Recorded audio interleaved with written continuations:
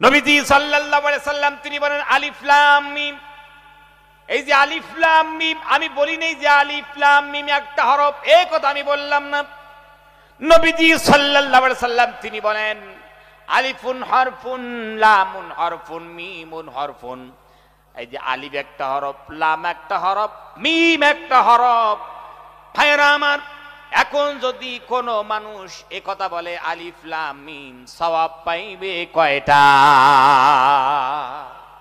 আলহামদুলিল্লাহ 30টা সওয়াব আল্লাহ সুবহানাহু ওয়া তাআলা নামায় আমলের মধ্যে লিখে দিবেন। প্যারে হাদিরিন, এই কোরআন দেখলেও সওয়াব, পড়লে সওয়াব। একজন মানুষ কোরআন পড়তে পারেনি, তেমন তার নসিব হয় নাই, কোরআন শেখার মতো সুযোগ পায় নাই।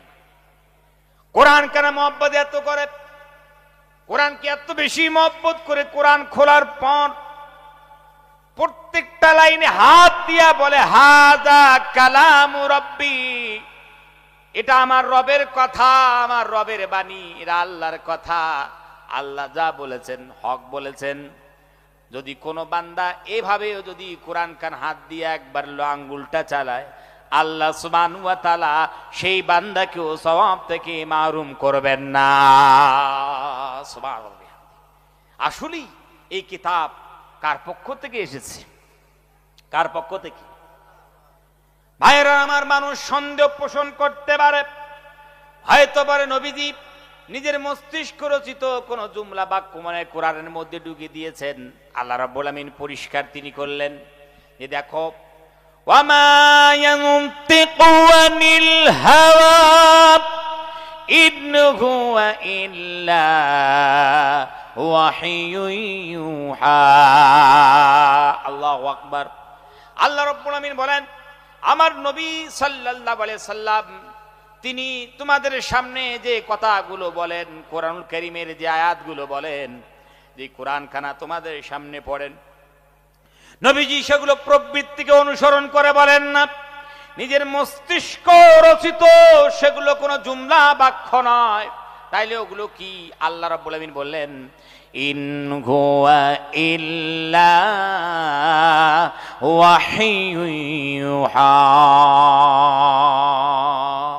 আমি রব্বুল আমিন যে কথাগুলো আরশের মালিক হইয়া নবীর কাছে পাঠাই, নবীজি সেই কথাগুলো তোমাদের মাঝে বলেন। জোরে কোন সুবহানাল্লাহ। যদি নবী মস্তিষ্ক রচিত কোনো জুমলা বাক্য যে কোরআনে যোগ করে দিতেন, অ্যাড করতেন, সংযোজন করতেন, আল্লাহ রাব্বুল আমিন তিনি বলছেন ওয়ালাউ তাকাওয়ালা আলাইনা, যদি আমার নবী নিজের কোন নিজস্ব কথা জুমলা বাক্য সেন্টেন্স যদি আমার নামে কোরআনে চালিয়ে দিতেন, অথচ সেই জুমলা বাক্য সেন্টেন্স আমার নয়, তো সেই নবীর ডান হাত চেপে ধরে তার কণ্ঠনালীকে আমি ছেড়ে ফেলে দিতাম। আল্লাহু আকবার কর। তাহলে কোরআনটা কার? ধরে কোন? আল্লাহ সুবহানাহু ওয়া তাআলা। এই কোরআন পড়লে সওয়াব আছে কি নাই? আছে। আজ গভীর রজনীতে সবাই মিলে কোরআনুল কারীমের আয়াত পড়ে পড়ে আমরা আল্লাহর দিকে মনোনিবেশ করব ইখলাসের সহিত। পাপ তো করেছি, আমরা তো অপরাধী, আমরা মুজরিম। আজকে আমরা কোরআনুল কারীমের আয়াত একটু তেলাওয়াত করি সবাই, কেউ জবান বন্ধ রাখবেন না। এমন একটা আয়াত তেলাওয়াত করব জীবনে হইলেও আপনারা একবার শুনেছেন, কারণ বেশিরভাগ মানুষের তো এই আয়াতটা মুখস্থই আছে। ভাইরা আমার, সবাই মিলে আমার সঙ্গে একটু আওয়াজ দিয়া আকাশ বাতাস মুখরিত করে আপনার দয়া মেহেরবানি করে আমার সঙ্গে পড়ুন। ইন্নী ওয়াজ্জাহতু ওয়াজহিয়া লিল্লাযী ফাতারাস সামাওয়াতি ওয়াল আরদা হানিফা ওয়া মা আনা মিনাল মুশরিকিন। আল্লাহু আকবার। ভাইরা আমার, খুব মনোযোগ দিয়ে কিন্তু কোরআন শুনতে হবে, যেহেতু আল্লাহর বাণী। আমরা মানুষ হয়ে অ্যানালাইজ করছি, প্যার হাজিরিন, আল্লাহ তৌফিক দিয়েছেন বলেই সম্ভব। তো এই কোরআনুল কারীমের অ্যানালাইজ, এর তাফসীর, এর ব্যাখ্যা খুব মনোযোগ দিয়ে শুনতে হয়। আমরা আল্লাহকে কি বললাম? আল্লাহকে বললাম ইন্নী, নিশ্চয় আমি, ওয়াজ্জাহতু ওয়াজহিয়া, আমি আমার চেহারাখানা ফিরিয়ে দিলাম। এই যে আমি চেহারাখানা ফিরিয়ে দিলাম, এ কথার অর্থ কি? এ কথার অর্থ হচ্ছে আমার ধ্যান ধারণা কৃষ্টি কালচার গৌর ফিকির সবগুলো আমি ফিরিয়ে দিলাম। কোন দিকে ফিরিয়ে দিলে? গ্রামের পঞ্চায়েতের দিকে বলছে না, তার দিকে ফিরিয়ে নেই। ও গ্রামের প্রধানের দিকে বলছে, তারও দিকে ফিরিয়ে নেই। ও মুখ্যমন্ত্রী মনে একটা করে নতুন করে ঘর দিয়েছে, ওই দিকে মনে হয় একটু চেয়ারাখানা ফিরিয়ে দিল। বলে আল্লাহ ওই দিকে ফিরিয়ে নি, প্রধানমন্ত্রীর দিকে ও তাও না, তাহলে ফিরিয়ে নি কার দিকে?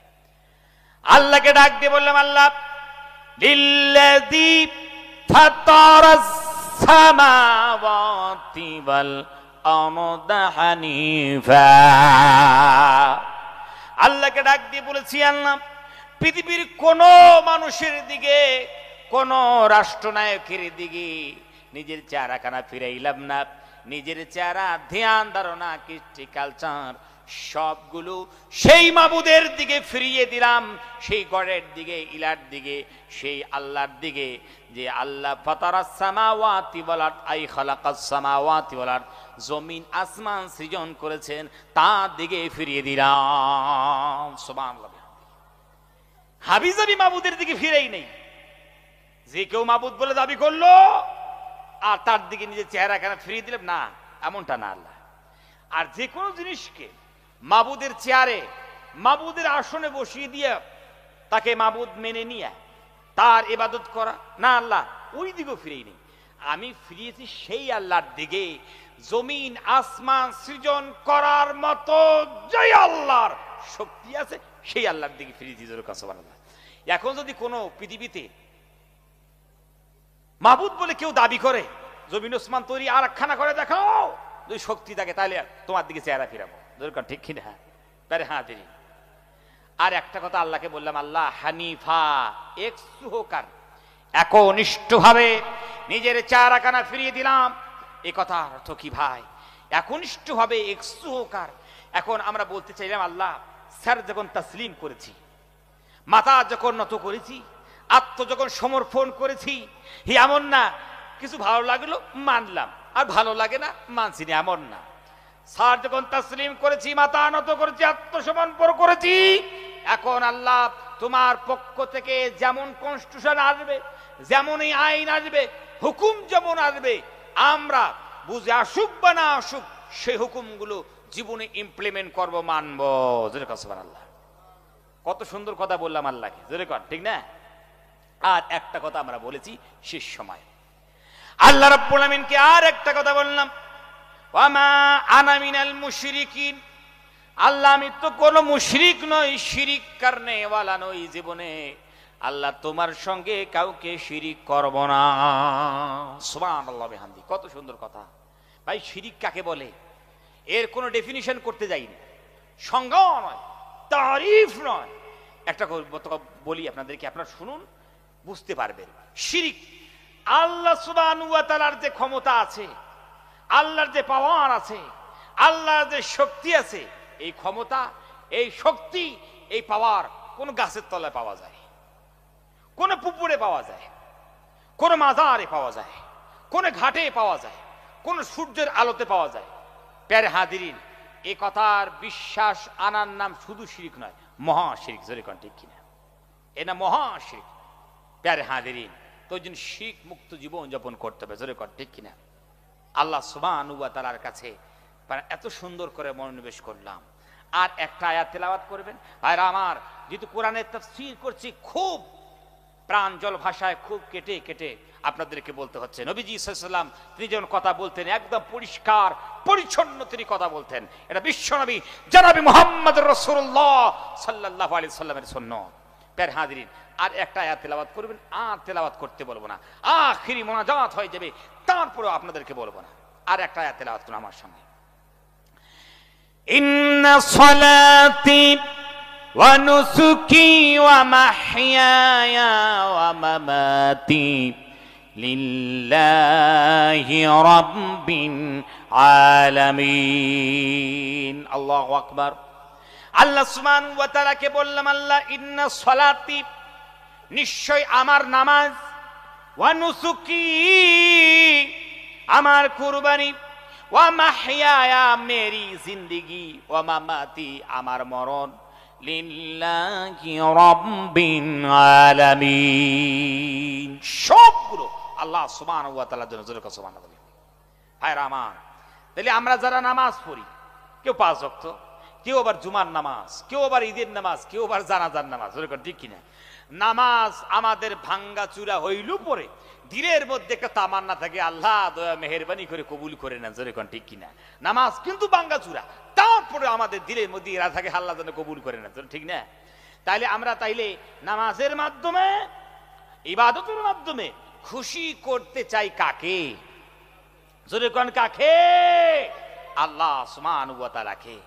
এখন বলুন, তাহলে যে আল্লাহকে যদি খুশি করতে চাই, তাহলে এই নামাজের মধ্যে বিধান চলবে কার? আওয়াজ দেন না। হুকুম চলবে কার? কনস্টিটিউশন চলবে কার? আইন চলবে কার? আল্লাহ সুবহানাহু ওয়া তাআলা। তবে তো আল্লাহ খুশি হইবেন। যদি আল্লাহর আইন বাদ দিয়ে নিজের মস্তিষ্ক রচিত যদি আইন দিয়া, কনস্টিটিউশন দিয়া নামাজ পড়ি, আল্লাহ কি রাজি হইবেন? আল্লাহ খুশি হইবেন কি? যদি ছেড়ে দেই, আল্লাহ কি রাজি হইবেন? আল্লাহ রাজি হবেন।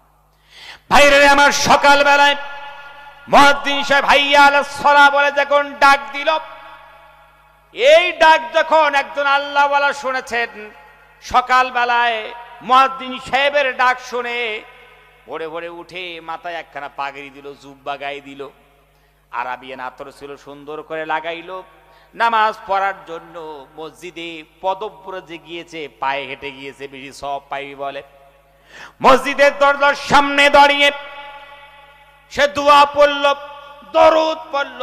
মসজিদে যখন প্রবিষ্ট করেছে, ইতিকাফের নিয়াত করলো। ইমাম সাহেব যেই জায়গায় নামাজ পড়ায় তার পিছনে পাক পবিত্র সুন্দর একখানা মুসাল্লা বিছাইয়া দিল। মুসাল্লা বিছাইয়া প্রথম কাতারে বসলো।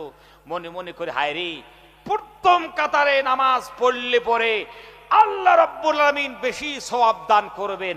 ওই জন্য আল্লাহর বান্দা প্রথম কাতারে বসে একখানা তাসবিহ নিয়ে তাসবিহ সে করছে।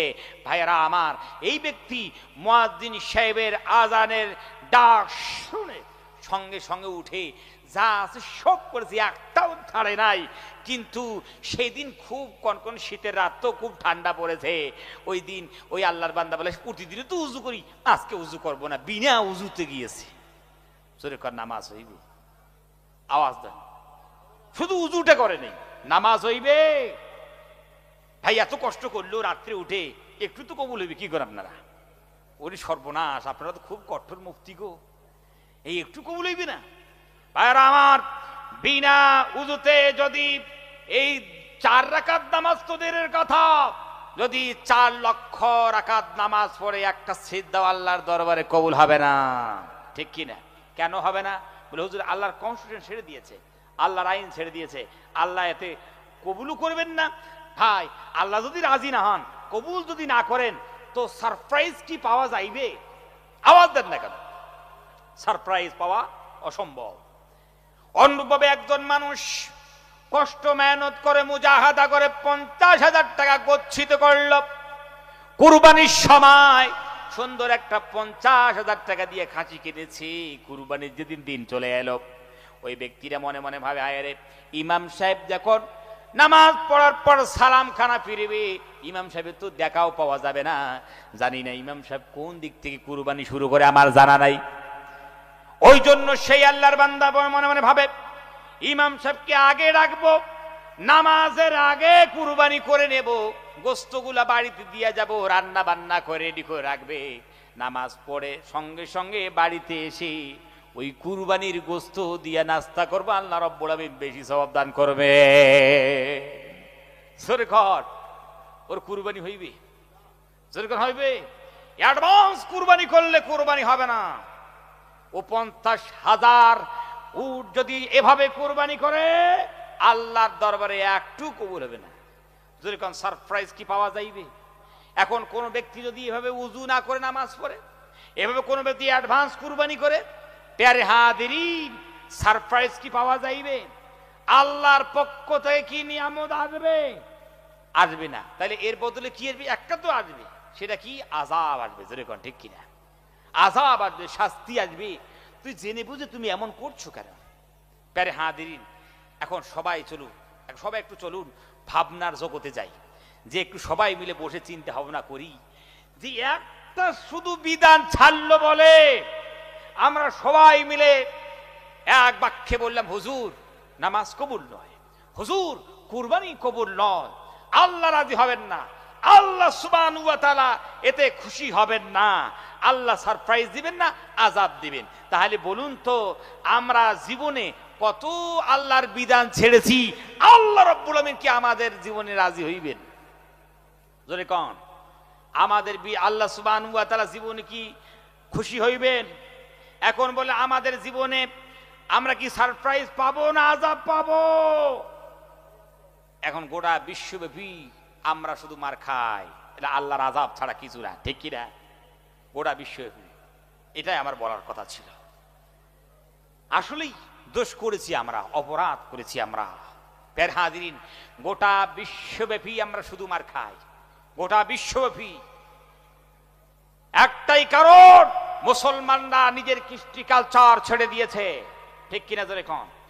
যখন কোন জাতি তার কৃষ্টি কালচার, নিয়ম নীতি, হুকুম আহকাম, কনস্টিটিউশন ছেড়ে দেয়, তখন আর পুরস্কার পায় না, তখন আর সারপ্রাইজ পায় না, তার জায়গায় তখন শুধু শাস্তি পায়। জোরে কোন ঠিক কিনা? প্যারে হাজিরিন, তখন তো শাস্তি পাইবি। মানুষের ভিতর থেকে ওই ব্যক্তিদের মহব্বত গুলো বার হয়ে যায়। জোরে কোন ঠিক কিনা? মহব্বত গুলো বার হয় যে আসলে এটা মুজরিম মানুষ, যেই কাজের জন্য তোমাকে নিয়োগ করা হলো সেই কাজ করো না, মুজরিম, অপরাধ। এই যে ভাইরা আমার, সোনার দেশ ভারতবর্ষের এক শ্রেণী পুলিশের নাম হচ্ছে ট্রাফিক পুলিশ। জানেন না? আপনাদের চাইতে আর কে ভালো জানবে? এত কাছাকাছি কলকাতা, এটাই কলকাতা, দেখেন কত ট্রাফিক পুলিশ। ভাইরা আমার, এখন ভাবুন ট্রাফিক পুলিশের একটা ইউনিফর্ম আছে কি নাই? ভালো করে বুঝুন, আছে কি নাই? একটা ইউনিফর্ম আছে, তার একটা লেবাস আছে, তার একটা পোশাক আছে। এখন ট্রাফিক পুলিশ ট্রাফিকে দাঁড়িয়ে খুব গরম লেগেছে, লেবাসখানা ইউনিফর্ম করে খুলে দিয়া একখানা লুঙ্গি পরলো আর একখানা সাদা গেঞ্জি গায়ে দিয়েছে, আর গলায় একখানা গামছা দিয়ে একটা লাঠি নিয়ে ট্রাফিকে দাঁড়িয়ে ট্রাফিক কন্ট্রোল করতে চাচ্ছে। জোরে কোন তো ওর মাধ্যমে কি ট্রাফিক কন্ট্রোল হবে? আওয়াজ দেন না, হবে? ভাইরা আমার, ওই লাঠি নিয়ে দাঁড়িয়ে যদি বেশি মনে করুন ট্রাফিক কন্ট্রোল করার চেষ্টা করে, কোন টোটোওয়ালা, রিক্সাওয়ালার সামনে, মোটরসাইকেলওয়ালার সামনে যদি লাঠিতে বেশি হিলাহিলি করে, টোটো থেকে নেমে এক ধাক্কা দিয়ে পুরো রাস্তার ধারে ফেলে দিবে। জোরে কর ঠিক কিনা? ঠিক না? ওর কথা কেউ জীবনে মানবে? মানবে না। এখন যদি ধাক্কা বাক্কা খাওয়ার পর এখন উঠার পর ঘরে ছিল ইউনিফর্ম, মনে করুন ময়লা যুক্ত, ফাটা পুরানা, গায়ে দিল, গায়ে দেওয়ার পর এখন লাঠি দরকার নাই, একখানা বাঁশি সে নিয়ে ট্রাফিকে দাঁড়াইল। ট্রাফিকে যদি একবার দাঁড়ায় আর কোনো একটা দিককে লক্ষ্য করে যদি এই বাঁশিটাকে একবার ফুৎকার দেয়, ভাইরা আমার, টোটোওয়ালা, রিক্সাওয়ালা তো দূরের কথা, হাজার হাজার ট্রাক পর্যন্ত এক ফুৎকারে দাঁড়িয়ে যাবে। জোরে কোন ঠিক কিনা? কোন মানুষ তার দিকে চোখ রাঙিয়ে দেখা তো দূরের কথা, ধাক্কা দেওয়া তো দূরের কথা, এক পা আগাতে পর্যন্ত পারবে না। জোরে কোন ঠিক কিনা? ভাইরা আমার, কিসের কারণে সে ধাক্কা খাইলো? বলে হুজুর ইউনিফর্ম ছেড়ে দিয়েছে। ওকে যা সরকার, ওকে যা দেশ দা পাওয়ার দিয়েছে, যে তাকে স্বাধীনতা দিয়েছে, সেই পাওয়ার, স্বাধীনতার কথা সে ভুলে গেছিল। কিসের কারণে? আসলেই সেই পাওয়ার তার কাজে আসে নাই, সেই স্বাধীনতা তার কাজে আসে নাই। কিসের? ইউনিফর্মটা ভুলে যাওয়ার কারণে, ও আইন না মানার কারণে। এই একটু আইন লঙ্ঘন করলো বলে গোটা পৃথিবী তোকে ধাক্কা ধুক্কা দিচ্ছে। ভাইরা আমার, মুসলমানেরা, আল্লাহর বিধান ছেড়েছি, আল্লাহর আইন ছেড়েছি, আল্লাহর কারণ ছেড়েছি, এখন গোটা বিশ্বব্যাপী আমাদের শুধু ধাক্কা দেয়, ঠিক কিনা? এক ধাক্কে আমাদের খেয়ে আমাদের হক থেকে বঞ্চিত করে দিচ্ছে। জোরে কোন ঠিক কিনা? সম্মান নাই, ইজ্জত নাই, লাঞ্ছিত, বঞ্চিত গোটা বিশ্বব্যাপী শুধু হায় রে মাথা নত করে জীবন যাপন করছে। ভিন্ন ধর্মের মানুষ ধর্মীয় স্বাধীনতা নিয়ে তারা জীবন যাপন করে, তারা ইজ্জত পায়, সম্মান পায়, আর আমরা ধর্মীয় স্বাধীনতাই পাই না। যদি কোন ঠিক কিনা? ধর্মীয় স্বাধীনতাই পাইবে। ভাইরা আমার, আর কতদিনই হবে জীবনযাপন করবো নাফরমানি করে? মুসা আল্লাহ করেছেন, রাগ করেছেন, অভিমান করেছেন। আসলে কিন্তু দোষটা হচ্ছে আমাদেরই। যেরকম ঠিক কিনা? আমাদেরই দোষ। ভাইরা আমার, আল্লাহ সুবহানাহু ওয়া তাআলা এখন ডাক দিয়ে বলে, বান্দারে তোমাদের কি মাথাগুলো নত হয়ে গেল? তোমরা কি আর মাথা উঁচু করতে পারছ না? বান্দারে লাঞ্ছিত বঞ্চিত সম্মান কি তোমাদের কেউ দেয় না? তোমরা বেইজ্জতি জীবন যাপন করছো কি? আল্লাহ রাব্বুল আমিন ডাক দিয়ে কয়, বান্দারে ওয়ালা তাগিনু ওয়ালা তাহজানু ওয়া আনতুমুল আ'লাউনা ইন কুনতুম মুমিনিন। আল্লাহু আকবার। আল্লাহ রাব্বুল আমিন ডাক দিয়ে বলেন, বান্দারে ওয়ালা তাগিনু, সাহস তোমরা হারাও না। বান্দারে এহসাসে কমতরি কে শিকার মত হও। ওয়ালা তাহজানু, টেনশন করো না, চিন্তা তোমরা করবে না। আনতুমুল আ'লাউনা, মাথা উঁচু করে তোমরা জীবন যাপন করতে পারবে। অন্য ধর্মের মানুষ ধর্মীয় স্বাধীনতা নিয়ে জীবন যাপন করে, ইজ্জতের সহিত জীবন যাপন করে, সম্মানের সহিত জীবন যাপন করে। বান্দারে তোমরাও পারবে, ইজ্জতের সহিত সম্মানের সহিত জীবন যাপন করতে পারবে। আমি রব্বুল আমিন মাথা উঁচু করে দেব। বান্দারে একটা ওয়াদা শুধু পুরো করে দাও, ইন কুনতুম মুমিনিন। বান্দারে তোমরা শুধু একবার মুমিন হয়ে যাও। কি হয়ে যাও? মুমিন হয়ে যাও। একবার শুধু মুমিন হও, আমি রব্বুল আমিন তোমাদেরকে আবার ইজ্জত দেব, সম্মান দেব। সুবহানাল্লাহ। ওয়াদা দিলেন, ইজ্জত দেব, মাথা উঁচু করে দেব। কি করতে হবে? শুধু একটু কাজ করতে, মুমিন হতে হবে। এই শর্তটা পুরো করতে হবে। হুজুর সবথেকে কঠিন ওইটাই। ঠিক কিনা? পৃথিবীতে যতগুলো মেহনত, সবগুলো মেহনতের একটাই উদ্দেশ্য, যেন মানুষ মুমিন হয়ে যায়। ঠিক কিনা? এই যে দেখেন কতগুলো মাদ্রাসা, এই মাদ্রাসার মেহনত যেন মানুষ মুমিন হয়। ঠিক না? এই মসজিদের মেহনত যেন মানুষ মুমিন হয়ে যায়। পীর মুরিদি মেহনত যেন মানুষ মুমিন হয়ে যায়। তাবলীগী মেহনত যেন মানুষ মুমিন হয়ে যায়। একটাই শুধু উদ্দেশ্য, আর আমরা সেই মুমিনটাই হতে পারছি না। ঠিক কিনা? জোরে কোন। ভাইরা আমার, আজ কলিজার মধ্যে আল্লাহর ভয় রাখতে পারিনি। আফসোস, খুব দুঃখ লাগে, খুব ব্যথনা লাগে। আল্লাহর ভয় কলিজার মধ্যে রাখতে পারিনি। ভাইরা আমার, আমরা মুসলমান, একটা মশার কামড়ের ভয়ে প্রতিনিয়ত আমরা মশারির তলে ঢুকি না? আওয়াজ দেন না কেন? আমরা ঢুকি না? কি বুড়া, কি বুড়ি, কি ছেলে, কি মেয়ে, সবাই প্রতিনিয়ত মশারির তলে ঢুকছে। শুধু কি? মশার কামড়ের ভয়। ঠিক কিনা? ভাইরা আমার, তাহলে একটু মশার কামড়ের ঠেলায় সবাই শুধু মশারির তলে ঢোকে। আমরা মুসলমান, একটা মশার কামড়ের ভয়ে মশারির তলে ঢুকা সহজ হলো, আল্লাহর ভয়ে কিন্তু মসজিদ ঢুকে সহজ হলো না। জোরে কণ্ঠে কিরা? ভাই, আপনাদের তিক্ত লাগতে পারে, এই কথাটা খারাপ লাগতে পারে, বাস্তবতা এটাই। একটা মশার কামড়ের ভয় যদি তোমাকে মসজিদ ঢুকাতে পারে, আল্লাহর ভয় কেন না মশারির তলে ঢুকাতে পারে, তো আল্লাহর ভয় মসজিদ ঢুকাতে পারবে না কেন? প্যারে হাজিরিন, বলে হুজুর আল্লাহর ভয় তো কলিজার মধ্যে নেই। জোরে কণ্ঠে কিনা? আল্লাহর ভয় তো নাই, কলিজার মধ্যে আল্লাহর ভয় নাই বলে তো ঢুকাতে পারে না। যদি আল্লাহ জিজ্ঞাসা করে, বান্দারে তোমাকে এহসান করলাম, অনুগ্রহ করলাম, তোমাকে আমি ইজ্জত দিলাম, সম্মান দিলাম, আর মানুষ রূপে দুনিয়ার বুকে তোমাকে বাড়াইলাম, একটা মশাকে তুমি যত ভয় করেছো, আমাকে কেন অত ভয় করো নাই? জবাব কি দিতে পারবো? সম্মান শর্মিন্দা হোক, আর আমাদের মাথাগুলো নত হয়ে যাবে। কি জবাব দেবো আল্লাহর কাছে? যে হারে একটা মশাকে ততটুকু ভয় করেছি, কেমন মানুষ আল্লাহকে অতটুকু ভয় করতে পারিনি। ভাইরা আমার, ওই জন্য একটু ভাবনার জগতে আজকের মাহফিল গুলো না আত্মসমীক্ষার মাহফিল।